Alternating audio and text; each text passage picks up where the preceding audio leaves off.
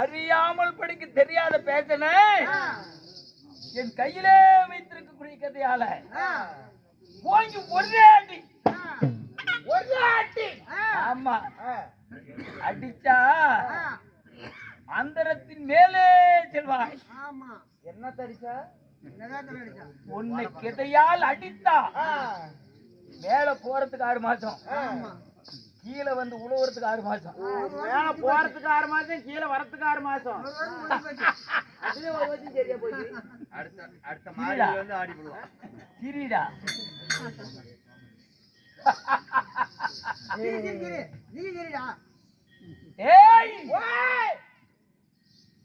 போனால் போகட்டும். அமராவதி எனும் புண்ணுலகத்தில் சபை கூடினால் தேவர் சபை, பூலோகத்தில் ஒரு சபை கூடினால் நமக்கு ஒரு ராஜ புண்ணிய சபை. புண்ணிய சபையிலே 4 வேதம் 6 சாஸ்திரம் 64 கலை ஞானம் கட்டுணர்ந்த கலாமேதையில் சிங்கார மேடையில் இருந்திருக்காங்க. அப்படி இருந்தாலும் கோச்சாரி வெட்டியிலே எழுந்துருளிய அருள்மிகு ஸ்ரீ பச்சையம்மன் இங்கட பட்டிட்டு வந்த நானே இப்ப சொல்லி கொடுக்கல உங்களுக்கு ஒண்ணுக்கு போறப்ப ஏண்டா நீ எனக்கு சொல்லி கொடுத்த ஏண்டா டேய் இந்த பாட்டு பாடிட்டோன்னு சொல்லல. என்னது வரப்ப இந்த பாட்டு பாடிட்டோன்னு சொல்லல. ஓஹோ பரவாயில்ல. அப்படி இருந்தாலும் அள்ளிமுத்தவர்கள் அவர் சொத்திலிருந்து 100 ரூபாயும் ஒரு குழந்தைக்கு உடம்பு சரியில்லைன்னு சொல்லி கும்பிட்டுதாங்களாம். அது 50 ரூபாயும் நன்கொடை கொடுத்துள்ளார். தாயே பச்சியம்மா அவங்க செய்யும் தொழில மேன்மை முன்னேற்ற வளர்ச்சி நல்ல வருமானத்தை கொடுத்து போக்குவரத்தில் யாதொரு இடையூறுமின்றி சீரும் சிறப்புமாய் வாழ எல்லாம் இறைவா. கோச்சாரி வெட்டியிலே எழுந்தருளிய பச்சையம்மன் மாதம் அமாவாசை நாளன்று நம்மளுடைய பச்சையம்மன் நாடக சபா குழுவினரை கொண்டு வந்து இன்றைய தினத்திலே தெருக்கூத்து நாடகம். எத்தனாவது மாசம்? 44வது மாதம். 44வது மாதத்திலே இன்றைய தினத்தில் வைத்திருக்கக்கூடிய நாடகம் என்ன தெரியும்? அதேதான் இருட்டறையில் முரட்டு குத்து, ஒரே குத்து, குத்து என்னத்துல கொலையில.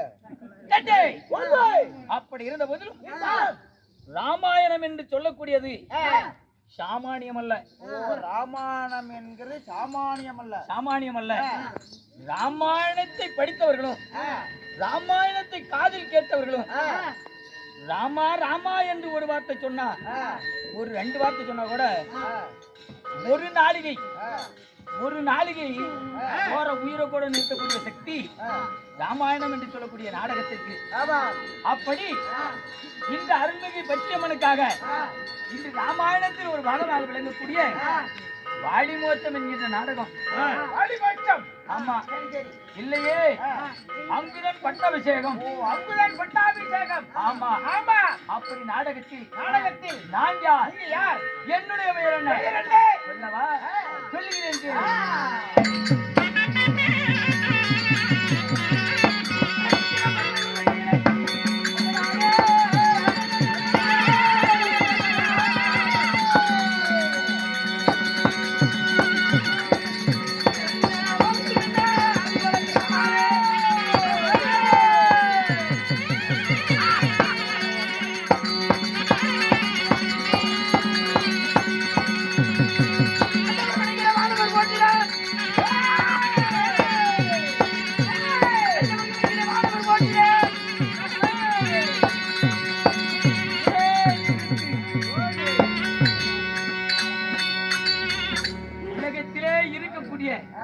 எறும்புதான் சிறிது, யானைதான் பெரிது.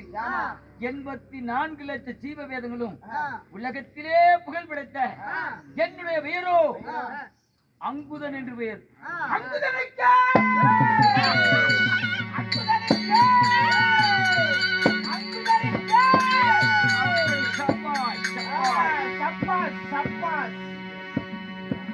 அப்படி அங்குதனாக இருந்தாலும் நான் எப்படி பிறந்தீங்க? எனக்கு ஏன் இப்படி வந்தது சொல்லவா?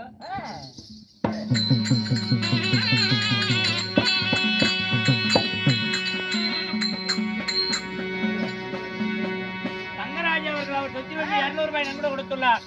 தாயே பச்சியம்மா சென்ற இடம் சிறப்புவாங்க, செய்ய தொழில மேன்மை அடைய எல்லா வல்ல பச்சியம்மனை பிரார்த்திக்கின்றேன்.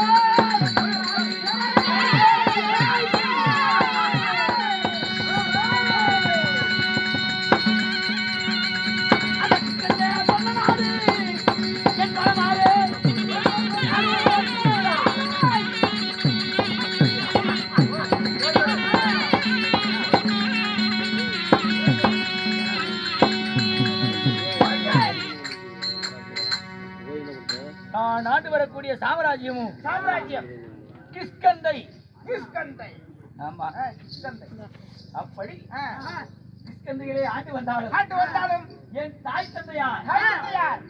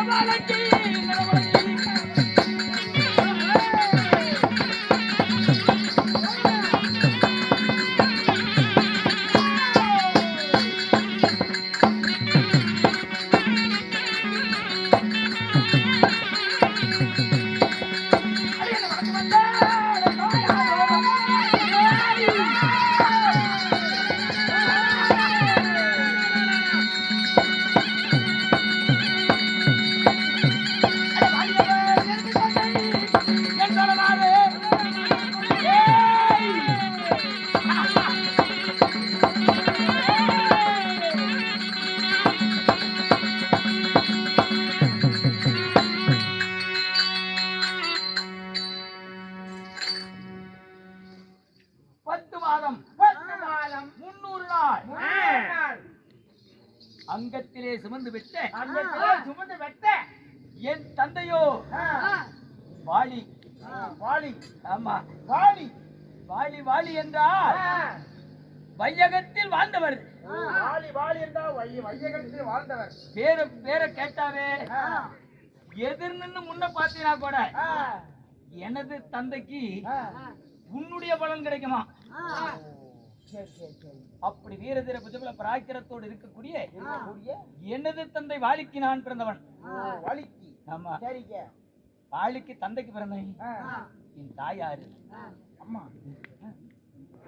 அம்மா. அம்மா ஏண்டா அம்மா அம்மா ஐயோ அப்பனே மாத்த போற நீ கம்மன் தான் ஏண்டா நல்லா இல்ல அவரு வலிக்குதுடா ஏண்டா வலிக்குதுடா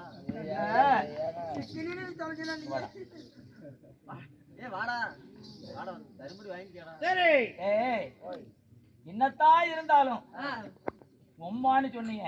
அம்மா அம்மா அப்படி சொன்னேன். அவன் செவுத்து போய் அவன கேட்காதீங்க. அவன் நீ நல்லவன். ஆமாண்டா. ஏன்னா அவனால பரவாயில்ல.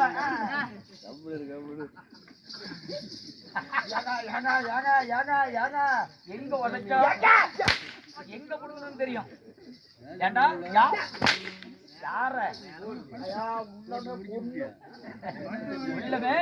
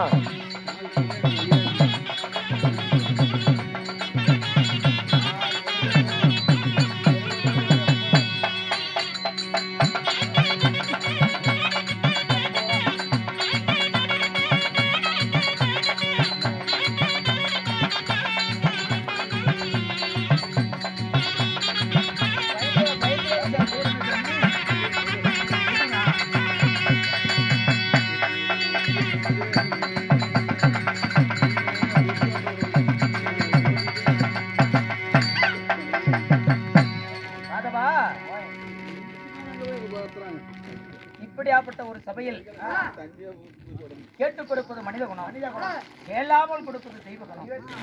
அந்த தெய்வத்தின் குணத்தை படைத்த ஆணாக பிறந்த அப்பன்மார்களும் பெண்ணாக பிறந்த அரும்பெரும் தாய்மார்களும் இன்னும் மிதின் என்று சொல்லக்கூடியவர் அறியாத வயது தெய்வமும் ஒன்று, அந்த குழந்தையும் ஒன்று.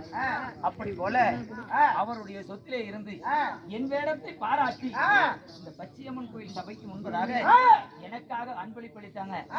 எனக்கு அன்பளிப்பு அளித்த அருமை தங்கங்கள் கூத்து பார்த்திருக்க வந்திருக்கக்கூடிய அனைத்து உள்ளங்களும் போல் வேறொன்றி மும்பில் போல் தலைத்தலைத்து அனைவரும் சுகமாக வாழணும். இந்த அம்மனுடைய சன்னதி எப்படி ஓங்கி வளர்கிறதோ வளர வேண்டும் என்று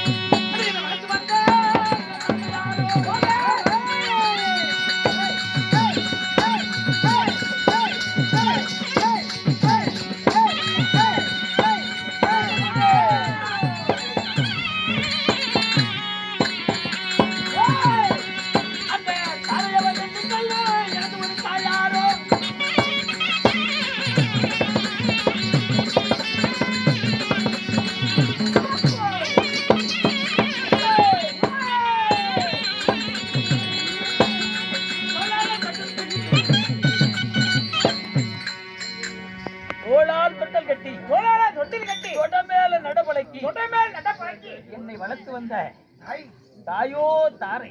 ஓ தாயோ தாரை. ஆமா. தந்தையாரோ? தந்தையோ வாழி. ஓ வாழி. ஆமா. தாரைக்கும் வாழிக்கும் நான் ஆண்டு வரக்கூடிய சாம்ராஜ்யமும் சாம்ராஜ்யம் கிஷ்கந்தை. ஓ கிஷ்கந்தை. ஆமா. சரிங்க. கிஷ்கந்தையிலே நான் எப்படி என் தந்தைக்கு என்ன பலனோ, என்ன பலன், என்ன பலன் பலன் இருக்கிறதோ அப்படி என்னை கண்டு 5,000 பேர். 5,000 பேர். ஆமா. சரி சரி. என்னை கண்டு பயந்து ஒரு பல ஆயிரம் பேர். சரிங்க. அப்படி இருந்தாலும் நாங்கள் கிஷ்கந்தையிலே சுகத்தோடு வாழ்ந்து வருகிறோம். அப்படி இருக்கும் தருவாயிலே